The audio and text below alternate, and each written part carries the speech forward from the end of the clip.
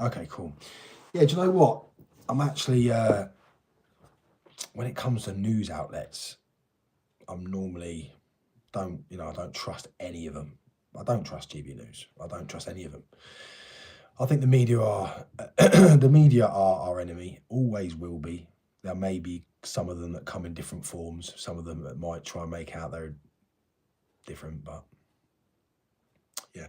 So Alex Armstrong tonight did a piece on what the French are saying, and it was fair. It was very, very fair, and he had a panel of people that discussed. You had a Labour guy there.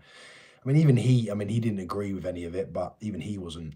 They can understand. The good thing is now is that the media are seeing for what it is, seeing it for what it is. They're seeing what we're doing as not some criminal entity that wants to go over and start attacking, police. We're doing this in a way where they physically can't stop it. There's been a lot of conversations today as well. We've had I've tuned into some good friends, and we've found out that there's no legal basis for our arrest at all. It's a scare tactic. Everything that's going on, because they know what's coming. They know that the work we've done up to now is going to lead up to the biggest English and British pushback on something we feel so strongly about for many, many years. And for them, that's a scary situation, a very, very scary situation, because they know and one of the things that Alex Armstrong said and was talking about was that the reason they believe that this has been put out, and the reason the Interior Minister in France has said that they would like us to be looked at, identified and arrested, is because we're making them look silly. We're literally making them look silly with a really small group of lads. Now, anyone that knows me long term will know that I've been involved in activism. I've been an event organizer for many, many years. I know my way around things. So when I look at this, I see this as a solution to a serious problem.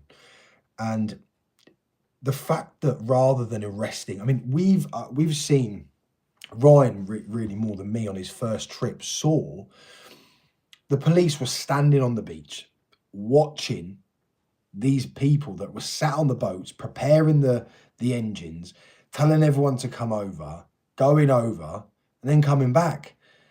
And you think, hold on a minute, why are they not arresting the people that are clearly part of these migrants that are, it's crazy. So then to publicly come out in such a, I mean, we found out where it came from. It was reported in a French newspaper. Then like the press association got hold of it in France, rang GB News and said, look, this is being put out. They're looking to arrest him. This is a scare tactic. Now, I've spoken to Ryan tonight, and we might, I'm not going to say that. We're just going to, we're going to respond to this. And that's what I'm going to say. We're going to respond to the cheekiness of these French frogs. And that's no disrespect to the people of France, because I've met some really good French people that are fed up as we are. I mean, you got to remember, we've got a lot, they got a lot, and they're just coming and coming and coming. But these these French frogs, if it wasn't for the English and for the Americans, they would never have got their country back. The cheek of it. And now they're letting an invasion happen, So if they're going to allow an invasion, then there needs to be a response. And the response is Operation Overlord. And up to now, one of the things that I needed to make very clear to everyone is that I needed everyone to be listening. There was no point in calling for something when the masses weren't listening. We could have called it on 2-3 weeks ago, 4 weeks ago. We could have called it on. But now look at the figures. Now look at the view. Now look at who's listening. The media are listening. The politicians are listening. And most importantly, a lot of you are listening. There'll be people that have only just subscribed to these channels today. Getting, obviously, the channel's growing massively. And I appreciate that wholeheartedly for the right reasons. My heart's in the right place. Ryan's heart's in the right place. We're going to do this in a way that makes sure that yeah, it's going to shock the world, what we're about to put off. And I hope that this is a stepping stone into people understanding that they can come away from their mobile phones, they can come away from their TVs, they don't have to go down the local boozer and have a little moan. There's actually stuff that we can do. There's, people have become too comfortable. And the problem that I keep reiterating is that if we don't do something about not just this, but about a lot of issues, it's not us that's going to suffer. We'll be old. We won't be able to function. We'll be 70, 60, 70, 90, 80, 90 years. Sorry for anyone that's that age. In your 80s, you're not running down beaches. You're not. So it'll be our kids. It's going to be our little babies, our little precious kids that are going to suffer. And they're going to suffer on a level that there's nothing we can do to help them. So people have to realise, even with what's happening with Trump, what Trump did last night was when fuck you, excuse my French, to everyone that said international law, you can't do this, you can't. At the end of the day, sometimes you just got to do what you got to do to safeguard your people. And that's what Trump did last night. He didn't just safeguard his people from gangs, from drugs, he gave the Venezuelan people their country back. And that is powerful. And then you look at the left today and they're all moaning that Trump did it. And then all these videos of these people celebrating in every city, all going up, like never had this celebration before. And the left just, no, Trump, he's a bad guy. He invaded the country. No, this guy did what was needed to be done to safeguard his country. And that's what we need to do. We've got all these influencers, and I'm not slating anyone because I'm not. But it's all talk. That's all it ever is just talk.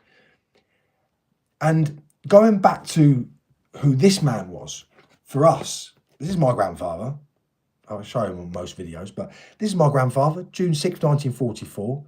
Sergeant Harry Jones, ran up those beaches, saw 3 or 4 of his best mates shot instantly, and then went on a huge campaign to liberate France and ended up being part of loads of battles. So when we look at this, you just think, the ones with the biggest voices, that's exactly what they are. They're just voices. And that's a problem. We have to get away from this digital era of moaning, because it's not achieving anything. We were moaning about the same stuff 2-3 years ago when I was saying, well, we need to do something about it. And now we're still talking about the same stuff, well, some new stuff, but the same stuff, but we're not doing anything about it. So I am going to tell you one thing that will be quite powerful. I've spoken to Tommy tonight and talking about May. And let's just put it this way. May is going to be a different kettle of fish. I don't really want to say it right now because I want to do a big piece on it. He's given me the instruction to do what I used to do, go back to my roots, back to what I used to do, and potentially help push something, but it won't be what people think it is. And I'm talking in riddles. That's all I can say right now. But something very, very big is coming. Massive. And it won't be in France. So it was just to say again, Alex GB News. I mean, I put something out about Patrick Christie because I was frustrated the fact that I knew Patrick Christie had our contact details. Ryan has been on GB News multiple times, him and Elliot, and I knew that we knew that they had our contact details. And for them not to say, these guys aren't doing anything wrong, they're not committing any crimes, why are they then being told they're going to be arrested? He had someone on that was basically suggesting that we'd committed crimes in France, and that, because he was saying if a Frenchman came to England and committed a crime, they should be arrested and dealt with. Well, we haven't committed any crimes, so why is that's a bullshit example, because that's not what we're about. So it frustrated me, and I reached out on multiple platforms, and I said, you need to contact us. And we were ready to go to GB News on Monday, or go down there, because we just find they're supposed to be different. We don't care. They're supposed to be different. They're probably not. A lot of what they do is not. But I contacted him, and he came back to me, and he sort of apologised for the way it sounded. He said, I can understand why you're frustrated. I said, at the end of the day, this isn't a game. Like, I know I'm sat on YouTube and we're chatting and everything else, but this isn't a game. This is about my kids. You know, I care about my kids. And I know that you lot care about your kids. And the left just don't see it because the left, you don't find a lot of working class lefties. You don't.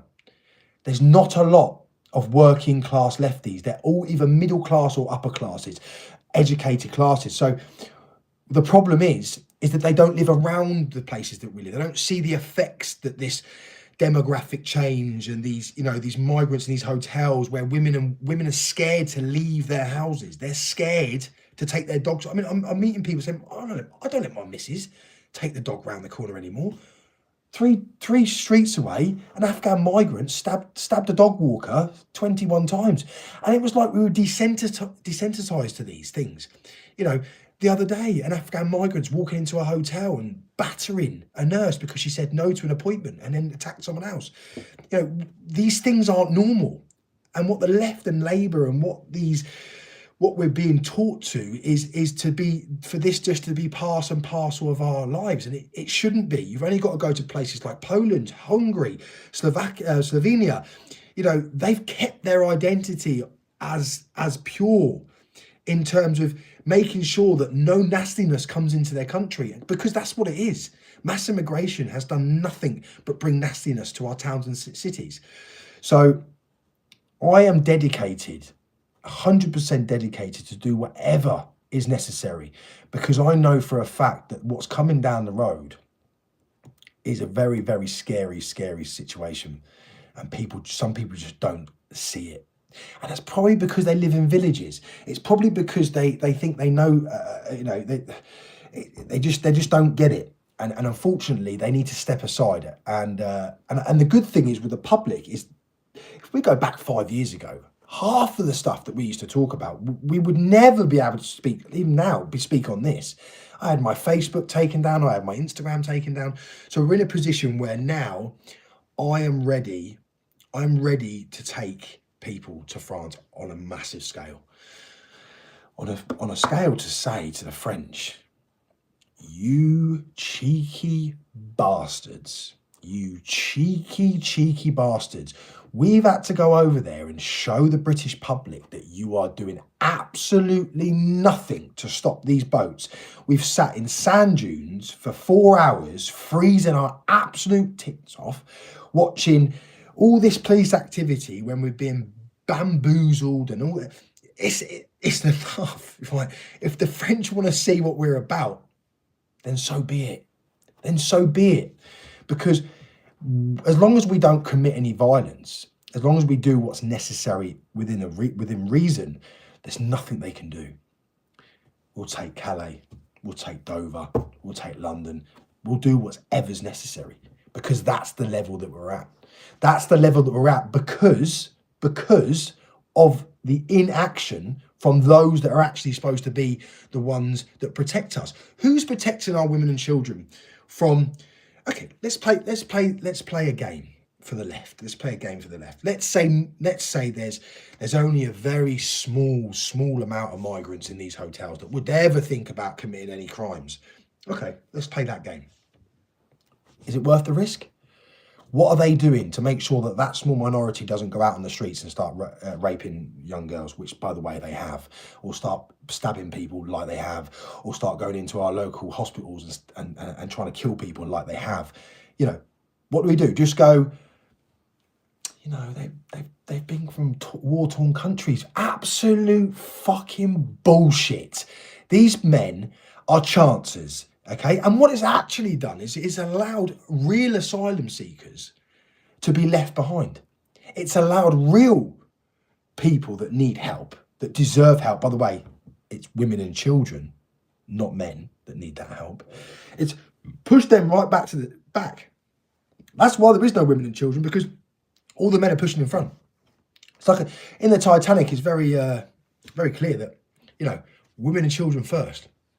And again, the left is so deluded that they go and see these hundreds. We've been to the camps. We've seen hundreds of African third world men who are shitting in holes, have no idea what it means to live in a Western society, have no idea what it means to be respectful around women, have no idea what it means to uphold the law and make sure you don't commit any crimes. They have no idea about that. We're living in a world where, how are the left and the political classes trying to convince us that these people should be living in hotels? These men have PTSD. These men have been through things that we would even imagine. They're slaughtering people in their own countries, and as soon as they're doing that, they're leaving and they're ending up with us. We've got military men from Sudan, that were caught on what's the bloody thing called? Snapchat. On Snapchat with AK-47s, loads of rounds, zombie knives, all shooting, and now they're in an army barracks around the corner. Like, we're asking for it. Someone just said, talk about Venezuela. I've talked about Venezuela. Listen, what's happened there is fantastic. Trump has done the very thing that we as a country should have done a long time ago, and that's looking after your own. He's made sure that threat is gone. That threat of Venezuela is gone on whatever level that his intelligence had. And he's also, what I've said is, he's also given the Venezuelan people their country back. Perfect. And that's it. And then the international law, you know, sometimes you just, the ECHR, I think it's all a boogeyman. I think it's all a boogeyman. The whole thing. If Starmer really wanted to tomorrow, and said, no, that's it, end of. I don't care what they say. I don't care what Brussels say. We're not part of the EU anymore. I don't care what any of them say. We're putting a stop to this and putting the Navy in the channel. Then no more boats ending. There's nothing the international community could do to us. There's nothing they could do to us. We're a sovereign nation. It's just because they haven't got the minerals and they don't want to stop it. You don't flood your country with third world men without there being a reason. There's something we're missing here. It's a conspiracy to destabilise our whole country because it's happening in all the Western countries. And it's been orchestrated by NGOs throughout the phone that I have that's hidden away. The phone that I have clearly shows that these men are being helped from Tunisia into Italy on trains to different, you know, they're getting helped the whole way. You have NGO lefty organisations that are actively participating in trafficking humans. That's the be and end all of it. That's what they're doing. And nothing's being done about it. You've got men that are part of this migrant group that are they're all sitting on boats, like, waiting. All the police are stood there like that, and they're all just sat there waiting, going, are we going now then? We're going now. Why are the police not? And then, have you noticed that the only time the police ever get involved the cameras, is when the police are there trying to spray them with tear gas. It's literally, the whole thing's like a movie. People don't realise there is nothing happening over in France that is trying to prevent these boats. And it's been going on for 20 years. We got taken to a camp and we got told to go to this camp. Someone mentioned it to us. We researched it. We went there. The locals said to us, oh no, that camp closed 20 years ago. I was like, what do you mean? He goes, no, that was the biggest jungle camp. That was 20 years ago. And I remember me and Ryan looked at each other and we went, 20 years. So you know when you can't get an NHS dentist and you can't walk down your city without it very much not feeling like England, it's because these lot have allowed this to happen for so many years, and it's under the radar. We have no idea how many illegal migrants are actually in this country. We have no idea.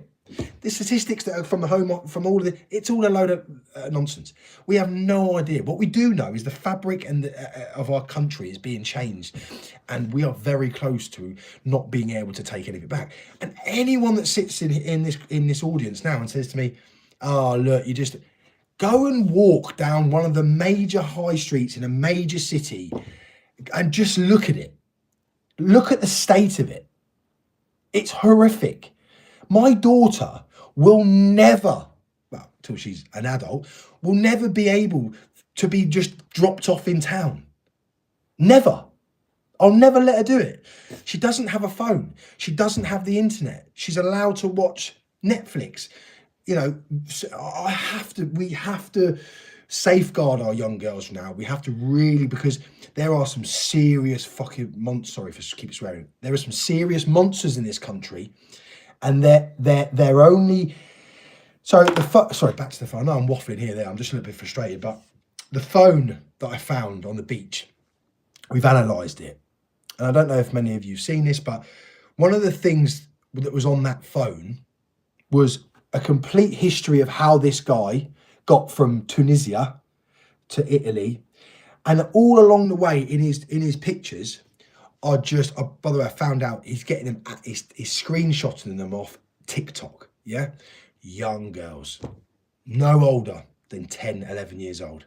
Hundreds and hundreds of pictures of young girls, and he's sending them via what's the app? What's that secure app? Can't remember it. Can't remember what it's name. What's that app that Tommy used to use that we don't really use anymore? It's quite encrypted. I can't remember. But anyway, so he's sending these pictures. Telegram, thank you. Telegram. Sending pictures to these Islamic text groups. They're preparing themselves for what it's like this. It's like, whoa, look what's in England. Look what's in England. You know, and that's one phone that indicates that this guy clearly has an obsession with very, very young white girls. He's from Sudan. Why has he got hundreds of pictures of white young English girls? I mean, and that man, that monster, is now sat somewhere around you, somewhere. He's in a hotel somewhere. He made it. People asking him, did you make it? And the other thing that's talked about is asking about the plan. Is the plan working? Have you discussed any more of the plan? I was basically ChatGPTing the voice notes, and this is what it was saying. Could be a terror attack. Could be talking about abducting young girls. Could be, I mean, it's horrific. And these, you know, and people say, well, white people commit. Oh, yeah, I know that. I know we've got a lot of wrong uns in this country. I know that most paedophiles look well, not like me, because I don't feel like I'm middle-aged, but I know they're white because we're a white majority country. I know there's a lot of wrong uns in this country. But to then import en masse men that have no respect and that would happily rape my fucking daughter. Yeah, we're bringing them type of people into our society, and you might go, oh, this is bullshit. This is not a fucking lie. They're being convicted, they're being sent to prison, and it's happening every week. All you have to do is do a bit of research, and they're slowly but surely not really feeding these crime news stories to us. I mean, I know that there was a bit of a headline for the one that happened in Liverpool with the guy walking in through the crowbar, but I mean, he walked into an NHS hospital with a crowbar and started battering nurses to a point where he nearly killed them. And he's an Afghani migrant. Then a couple of weeks before that, it's mental. So when I'm dealing with all of these thoughts, and then I'm seeing these men and the hostility of these men as soon as you get near them, you wouldn't want them near your dog, let alone your daughter or your wife. So a very, very sad situation, a very worrying situation, and the French need a little wake up call. They need the French, the frog bastards that we protect. We made sure that they had their country out. Them frog bastards are going to get the shock of their life, because we're going to do something that's never been done before. And because of this threat of arrest, it just turned it up a little bit. Now they fucked up. Yeah? Don't fuck that. You've messed with it. You've messed with the wrong lads. You've messed with the lads that have contact with pretty much the whole of the patriotic movement in the UK. You've just threatened to have them arrested for trying to safeguard their country. Are you crazy? Are you mental? What do you think's going to come from that? Do you think it's going to go, oh, that's it, lads. That's it, it's over. Can't go to France now. Might as well just go back to our day job. Nah. Complete and utter opposite. We have thousands and thousands and thousands and thousands and thousands of patriotic men willing to do what is necessary. And that is exactly what's going to happen.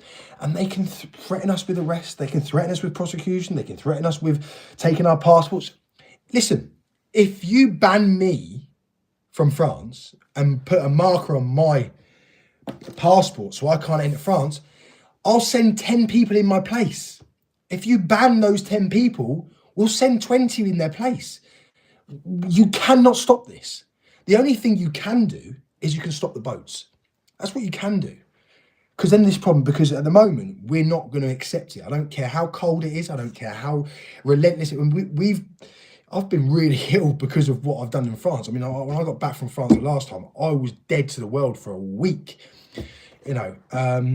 But these things need to happen. I mean, compared to what my grandfather went through, it's nothing. It's absolutely nothing. So, yeah, it's just tonight. I'm happy that GB News and Alex Armstrong have said what they've said. I do believe there is a meeting going to be happening with someone. I don't want to say who. They are starting to listen. We've got no interest in speaking to the media at all. Even if they begged me, you know, come on, have your say. I would never, ever, ever go to the mainstream media. They are snakes. They are the absolute epitome of the enemy to this country. And the only people I care that takes the information that I have in my brain I relay is literally you. So on that basis, that's it. I've had my rant. I'm going to bed. I've got to be up early. I've got church. In Jesus' name, remember how important our faith is. I mean, anyone that's not religious, please understand that we are also in a spiritual battle with all of this. The spiritual battle, because what's happened is if you go back to the 30s, the 40s, the 50s, Christianity was at the forefront of our way of life. Everything we did was based on Christianity and Jesus Christ. We've sort of starting to lose that. Not me or many that follow, but we've taken Christ out of everything. And that's an issue, because when you have a Muslim, the Muslim community are so strong with their faith, and that's fine, whatever. But what I'm saying is that, you're getting churches closed for mosques. That can't happen. This is a Christian country. Those churches are churches. They're not mosques. Let me just deal with this geezer quick. See you later, son. So it is what it is. It is what it is, but we will use everything in our power to use this and this. This is at the forefront of our fight. And if anyone doesn't believe it, then spend 20 minutes, half an hour with me, and I'll explain why. Jesus is king. Christ is king. My dog's yowling, probably wants to go outside. So I'm going to go to bed, be up ready for the kids in the morning, go to church, and then work starts big time on Monday. Big time. Okay, be safe. God bless you all. And I promise you from the bottom of my heart that we have a plan that will take this to another level. Something that's never been done before, never been seen before, and would make people like my grandfather, I hope, extremely proud of all of us. Good night. God bless.